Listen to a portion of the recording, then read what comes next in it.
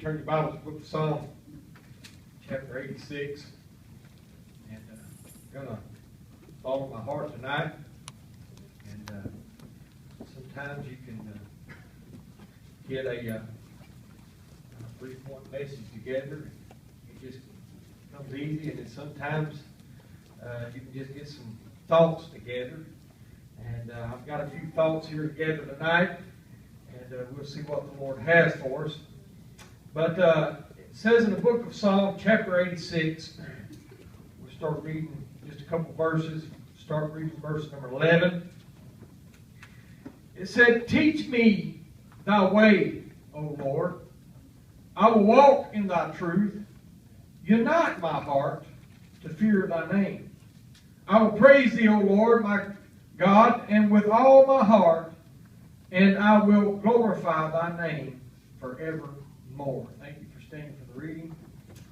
I thought I read across this passage of Scripture, and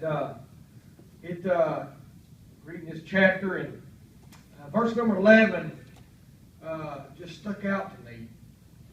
As David was praying here and talking to the Lord, and I thought nobody knew, I guess you would say, grief. Nobody knew disaster. Nobody knew hardships like David.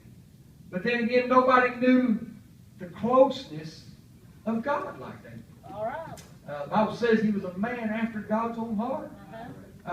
He was a friend of God. Yes. And so we read here, and David is talking to the Lord, and he said, "Teach me thy way, O Lord." And he said, "I will walk in thy truth." But then he said, "Unite my heart to fear thy name." And I began to think about that. And I thought, have you ever really had a desire for something?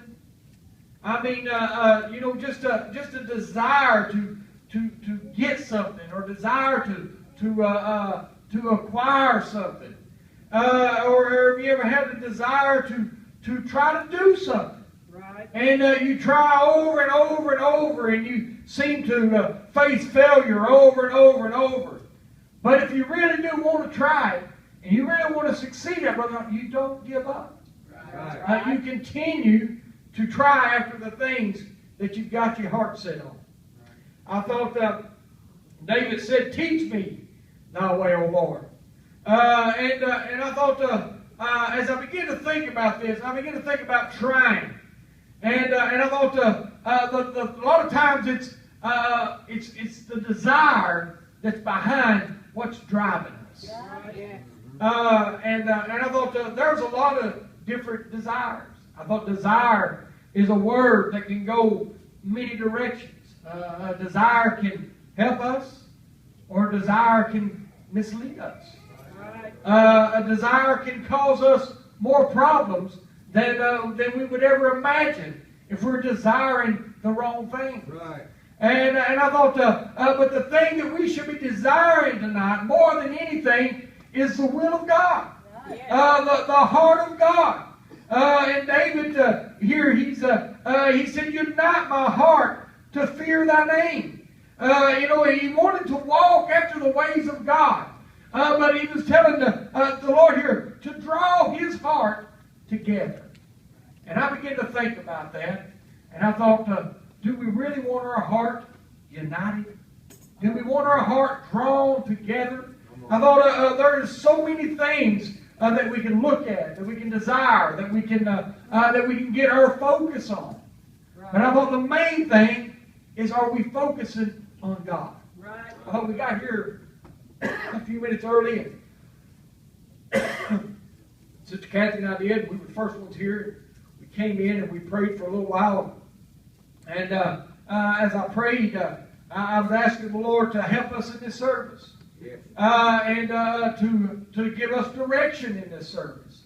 And then I asked Him to help us get our minds together in this service. Because if we don't got our minds together, then we're not going to be able to get nowhere in the service.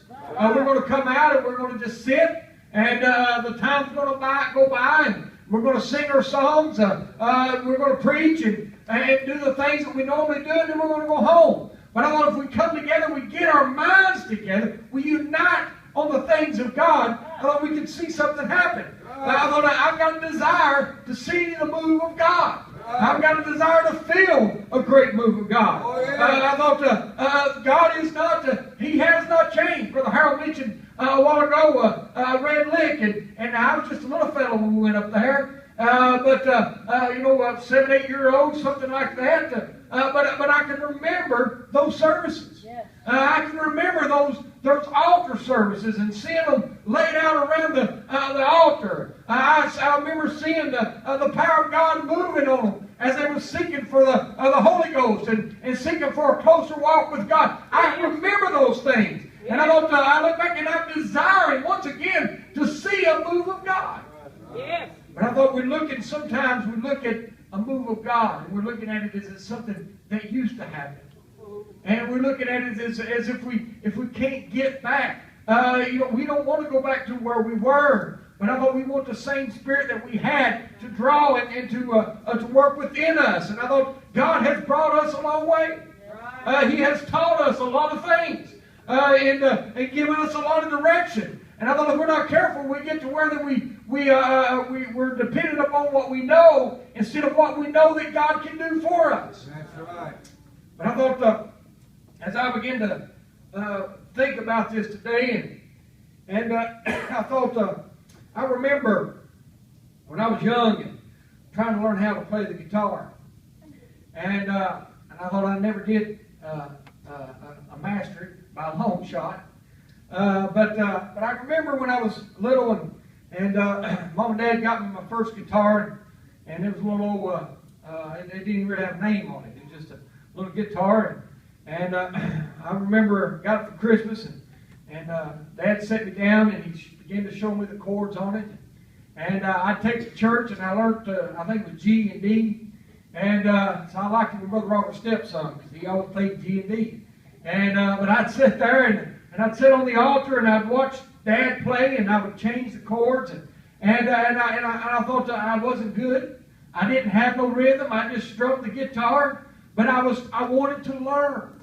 And there wasn't a service went by, Sister Marcia, that I didn't get that little guitar and I'd pack it to the car because I wanted to learn how to play it. And I thought I'd sit there and I'd play and I'd watch him. But after a while, after all of my time that I put in, and I was sitting there watching him, after a while I began to train my ear to the times that I was changing. And after a while, a little time progressed, and I began to learn how to go from G to D without having to watch him. Then I learned a few more chords and I added in it. And like I said, I never did master the guitar because there was too many other things that after I learned and I learned how to play in church a little bit, then there was other things that I would rather do than sit and practice. Because if you're ever going to master something, you got to practice at it. And so there's a lot of difference in playing a little rhythm guitar and playing lead guitar. Brother Bill, I never have been a lead guitarist and never will because of the time that was put into that. But I thought, what I'm trying to say is I had a desire to learn. And I put forth the effort to learn. And I thought a lot of times we have a desire to draw close to God. We're putting forth an effort to get there to God. But I thought we're only getting so far, and we're not going over and beyond what is expected of us. And I thought there was a whole lot more. I remember when I was a kid, this may be a bad illustration, but we had TV, and we'd on Saturday nights, if we didn't go to church, we'd watch Hee Haw. And I'd watch Jerry Reed and Roy Clark and all them guys picking guitars. Me, just a little fella, and I want to be able to pick like that. And I still can't pick like that. And I thought I never will because I didn't apply myself. I never put forth the effort and the time that it took to get there. And I thought a lot of times we're looking and when you see the blessings of God, we know what God's capable of doing, but I thought we're not going to put forth the time and the effort to get to where we need to be with God. I thought you said, what do you mean put time? I thought we've got to work in order to get things with God. You know, salvation is free. Yes, it is. We didn't have to do nothing to be saved. But I thought God didn't save us to sin. He saved us to work. And I thought He's expecting us when we come out, if we want a blessing, and He's expecting us to get up and get our blessing. And like I said before, there's not very many times that I've been blessed, Brother Raymond, sitting on my pew. Most of the time when I got blessed, I was up and I was worshiping, I was praising, I was trying my best to get a blessing from God. But so many times we're sitting back, and I thought, whose will are we wanting in our life? Right. Are we wanting the will of God, or are we wanting our will? Right. And I thought, a will is something that has to be broken. Our will is. I remember it don't take long for a child, excuse me, to start developing its own personality. Right. And I thought once it does, it's going to start. Not only does it develop a personality, it begins to develop its own will. I thought Kimmy's just 5 months old, and I thought there at the house when she's there with us, it doesn't take me long. You begin to realize the different things that she does. And I thought every day when she's not there, Laura call and she'll tell Sister Kathy something else that she's doing. And she learned how now she can sit up and she knows how to get back down on her belly. And I thought, but with all of that learning, even at her age, she's started to develop a little personality. Whenever she sees something and she wants it, she's going to try to get it. And I thought, and that's the way we are. God has designed us that way. But I thought if we're not careful, we will allow our personality to override the will of God. All right. And I thought, I've said it before, I don't necessarily have an outgoing personality. But I thought if I'm going to do the will of God, then I've got to be willing to and allow God to use me and allow the personality of God to come out within me. And I thought, like I said, playing the guitar, like I said, it took a lot of practice. And I thought, if we're going to be leaders for God, we must allow Him to teach us and to unite us. Yeah. And I thought, I want to be a leader for the Lord. I thought I may not ever play lead guitar, but I thought I want to be one that God can use to help me lead others to Him. That's right. But we can be a leader for the Lord. Right. I said before, Brother Sparks told me when I was just a teenager that I was, he got me aside one day and I was allowing things to come into my life that he wasn't pleased with. And he told me, he said, son, he said, you have become a follower. And he said, what you need to be is a leader. And I thought, and I took that to heart. yeah, I got away from the Lord and I've done things that I shouldn't have done. But I thought but there was always that in the back of my mind, is I need to be a leader. And I thought if we're going to be a leader for the Lord, then we've got to be willing to step up. And I thought, we're living in a time whenever the world looks at us and they say that we're not compassionate. They say that the life of God, the life of a Christian is not compassionate. And I thought they have characterized the church in our time as being without passion or being without compassion. And I thought, but you know, they're so far from the truth. And I thought as I began to think about that, and I thought there's a lot of churches today that you can go to, and they'll look at us and they'll say that we're hard, we're harsh, and that we don't have no compassion. And when you go into those churches, you see them coming in and they're accepting people and putting them into prominent places in the church, and their lives are not to where that they need to be, and you see all this taking place, and they go on and they try to say that they're just trying to be compassionate. But I thought, but you know, if we want God's will in our life, we'll have compassion for the sinner, but not compassion for the sin. Right. And I began to think about that, and I thought,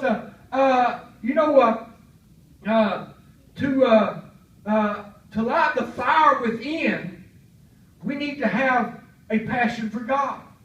And by having a passion for God and the things of God, then a lot of times we're looked at as being hard. But I thought it's not being hard when we're desiring the will of God. But I thought when we begin, I hope I'm making myself clear tonight. I thought when we have a desire for God, and we're having a desire for the things of God, and when we begin to allow God to control our life and allow Him to come out in our life, I thought that others are going to see the difference in the things of this world. That's right. And I thought even though they might tell us that we're hard, they might tell us that we're harsh, they're going to still have confidence in what we've got. Oh, yes. I thought we've got some family members, and they've got caught up into this worship center church, and they she tells Sister Kathy here the other night, or here a while back, that she ran into someone that went to her church, and it's not a large church, but she didn't even know they went to her church. She said because they go in, they've got the lights turned down dim, and they've got this laid-back atmosphere, and you can't even really tell who all's in the sanctuary, and I don't quite understand it all, but they feel like that when you talk to them, it's all about their church. But they got sick the other day, and when Sister Kathy and I was driving down the road, and her phone went off. I said, "Who was that?" And she told me who it was, and said she's wanting a prayer chain. And Sister Kathy began to text, and some of you sisters probably know who I'm talking about now. But she sent the word around, and that she was needing prayer in her body. Yeah. That she was, and who did she call? Right. She called the ones that's hard. She's called the ones that they say don't have no compassion, because we found out that we're wanting God first and foremost in our life, and they know that we can get a hold of God. And I thought when we have a desire for the things of God, they're not going to continue to say we're harsh and we're hard, but they're going to begin to desire what we have. And I thought, why? What is it that we're wanting? Whose way are we wanting in our life? And I thought I guess if I title it tonight, it's simply what I'm titling. Whose way do we want? Are we wanting our way, or are we wanting God's way? David had tried his way. David's way had brought him disaster. David's way had messed things up terribly. And so now he's crying out to God, and he says, "Teach me thy way, O Lord, and I will walk in thy truth." And I thought we need to have compassion. Yes. And I thought when we have a compassion for something, and we have a desire for something, I thought we're going to want it more than anything else. That's right. And I thought when we have a desire for God, He's going to come first and foremost in our life. Right. I thought I've got this over down here. I didn't know if I'd use it or not, but I guess I will. But I thought back in the fall of 1987, I met Sister Kathy. And she started coming out here to church on Saturday night. She's going to Church of God. And I began to take notice of her. And by the spring of 1988, we were talking a little bit. And by that summer, as Brother Ralph says, I've done been bitten by the bug. And but some things came up, and her family didn't really. They had planned on her going to college and getting a good education, but her and I had fallen in love. We decided that we wanted to be together, and but to keep peace in her family, she decided that we was going to break things off. And I never will forget that night. And she was up Sister Debbie's, and I went up there, and she told me that we had to break things off. Man, my heart was broken. And so I went on back home, and I was sitting there in the driveway on the tailgate of my truck, and I seen her go by. And I was went on in the house, and Brother Ralph and Sister Minnie was there, and they hadn't been married long. And I began to tell them a little bit about what was going on. Brother Ralph said, "Boy, don't give up." He said, "If you really like her, you better go get her." And that's just what I done. I went and got my keys, I got in my truck, and I went and got her. And I knew where she went, and I went, and sure enough, she was sitting on her grandmother's porch, and I swung by, and I didn't get out because I knew the circumstances, but I let her know that I was not going to give up.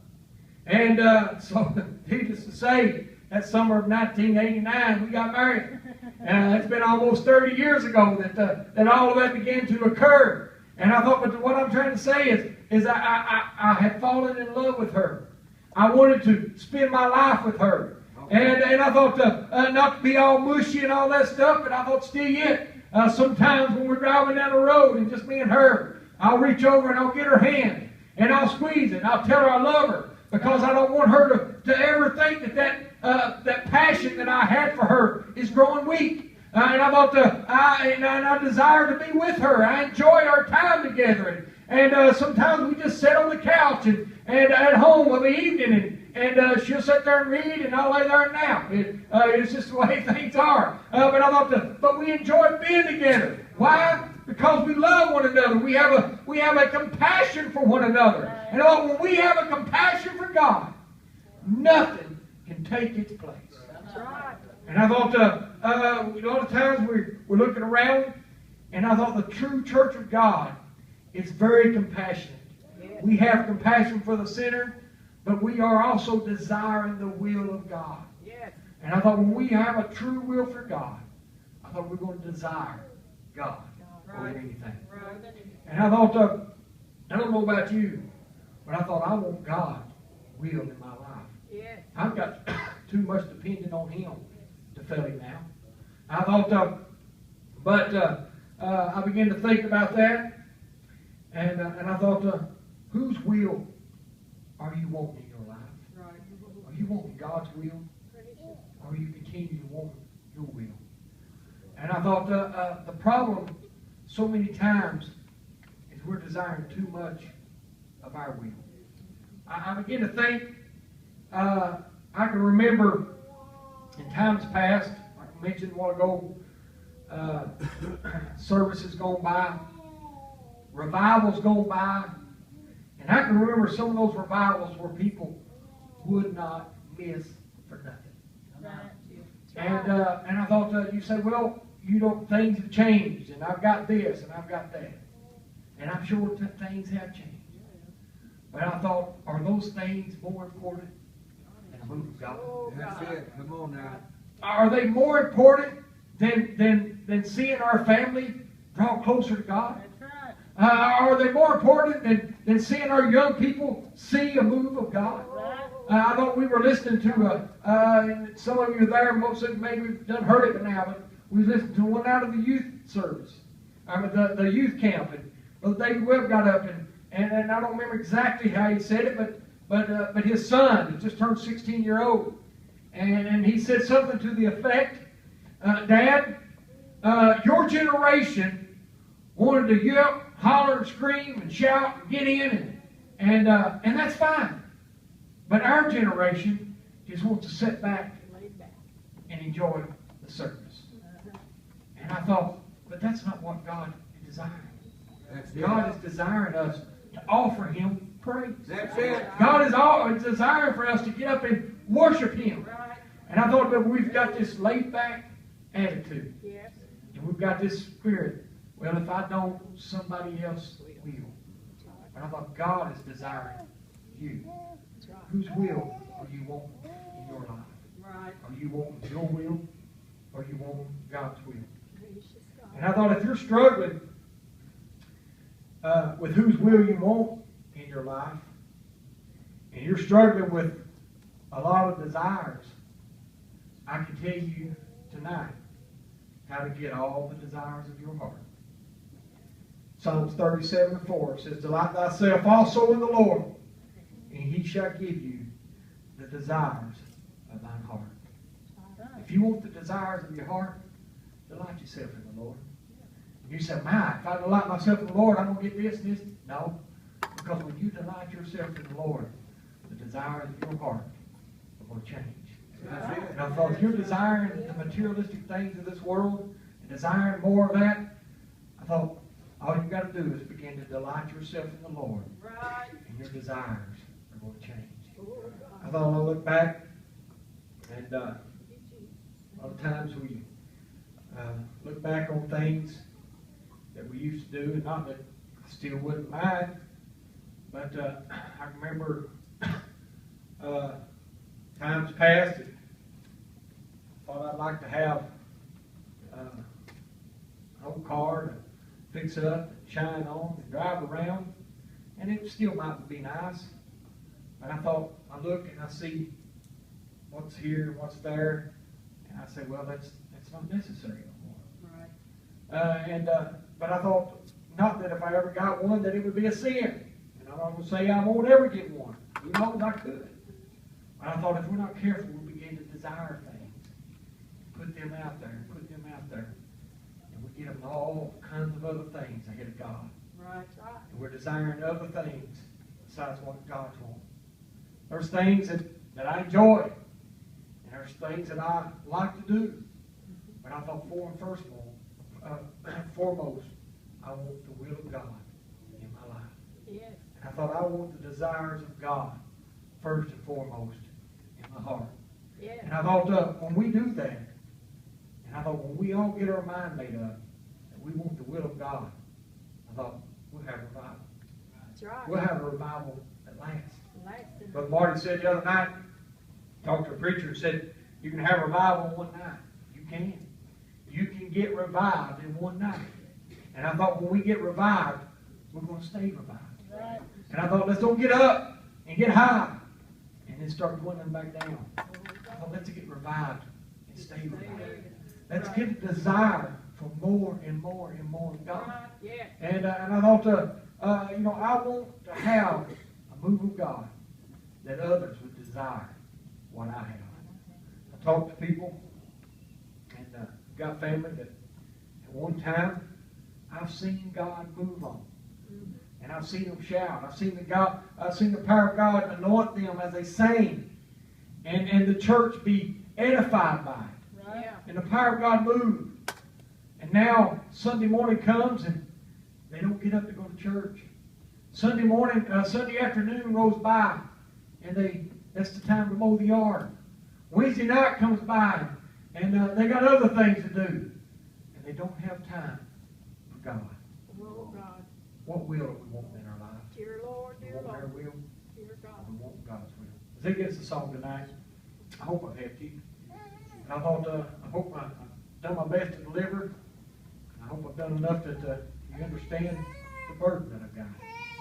And I thought, we need our heart united, brought together, that we can desire the will of God. As they get the song tonight, let's